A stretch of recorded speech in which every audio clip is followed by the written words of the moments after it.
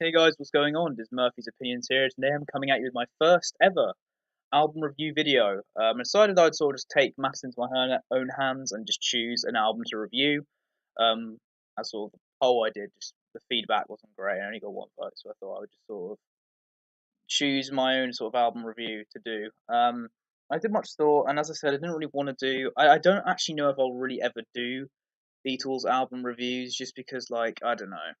It's one thing that I think it'd be incredibly hard to review. But I mean, I'm not going to count that out, that possibility. But I don't want to do them now. I may do it at some point though. I just want to get through the album ranking track, the track rankings on the albums first, and then maybe I'll consider doing it. But anyway, I thought my first album review I would do one of the albums that I really grew up with, um, even before I was really into the Beatles, and that's actually I was really I'd say Queen were actually probably my first ever favorite band before I sort of discovered the Beatles. And one of their albums I used to play a lot. Aside from the Greatest Hits album, I used to play this album, News of the World, a lot, and it's definitely a contender for my favorite Queen album. Haven't quite decided yet. I have to give some of the other albums a listen because I haven't listened to every single Queen album yet, but I've listened to majority. Anyway, let's get on to this album review of News of the World. Um, and yeah, without further ado, it's, just a bit of sort of background information. It was released in 1977, not on the 28th of October, and it followed the album A Day at the Races. And I just want to say I really love the album cover of this. Obviously, you've got the main sort of cover, like the main version, just sort of members of the band sort of being murdered by this huge robot with this sort of green background. It's really cool. It's one of my favorite album covers. It's just so iconic in my opinion. And then obviously you've got this alternative cover.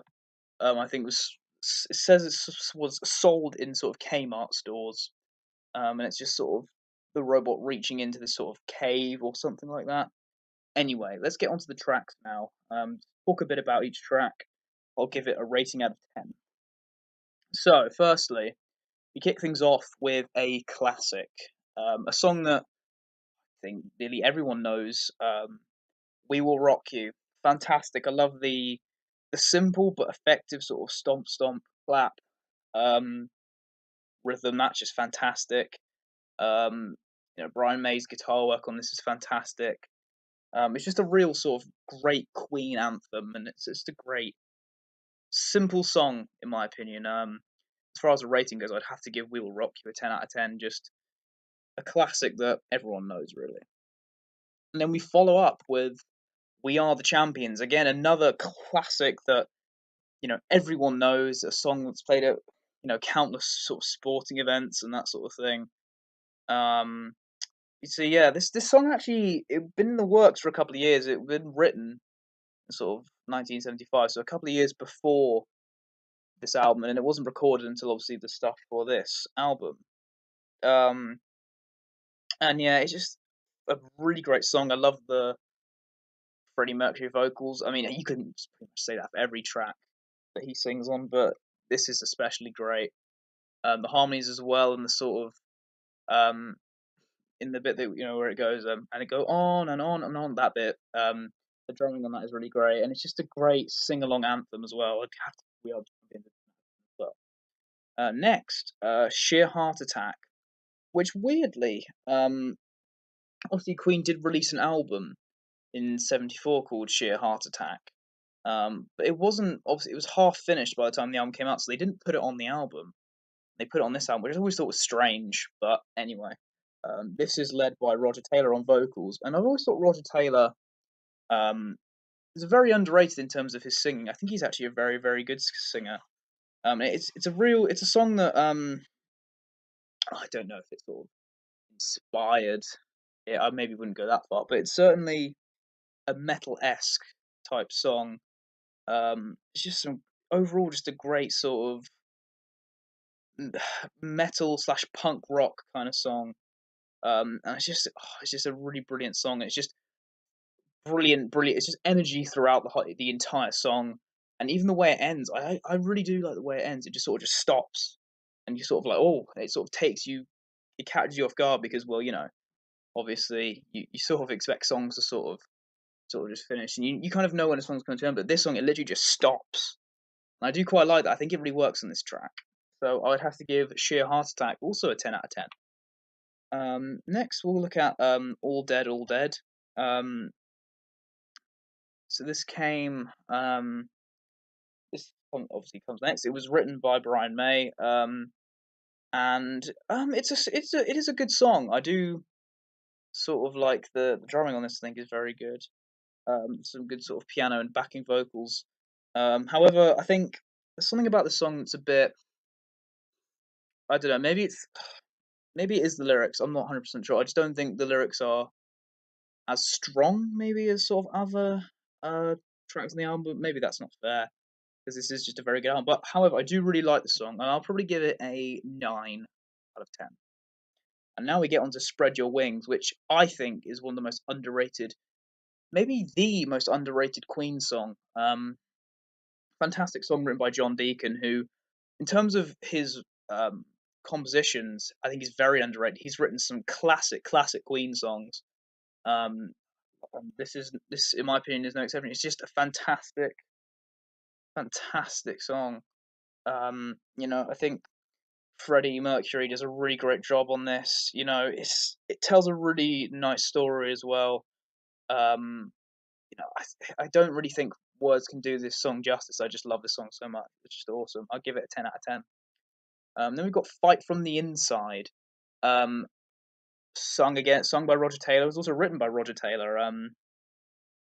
It's just a fantastic track. I love the way the song begins. It's almost like a machine sort of being switched on and sort of switching on. It's fantastic, and the guitar work is fantastic. And once again, Roger Taylor, I think, really just smashes it in terms of the vocals. Another underrated song from this album actually, and I give this a 10 out of 10. Next we've got Get Down, Make Love, and I would say this is the weakest album on the track. I don't hate the track at all. I do. I think it's a good song, but I think it's a bit sort of repetitive. The lyrics aren't necessarily that great. I don't know. I just think I think there's a bit sort of near the end, sort of where I think they try and, I don't know. They don't necessarily need the way it's produced and the sort of effects they use on the track. I'm not huge on. I think they kind of just doing it just for the sake of it. I don't know, but that's just me. I'm sure there are a lot of people who like this song. And it's a good song overall. I do like it, but I would say by a fair bit it is the weakest track on the album. I'll probably give it a 7 out of 10. Um, okay. Now we're on to "Sleeping on the Sidewalk," written and sung by Brian May. And yeah, this is actually a really good song as well. Another very underrated track. I love the um, sort of blues type vibe that they were going for here.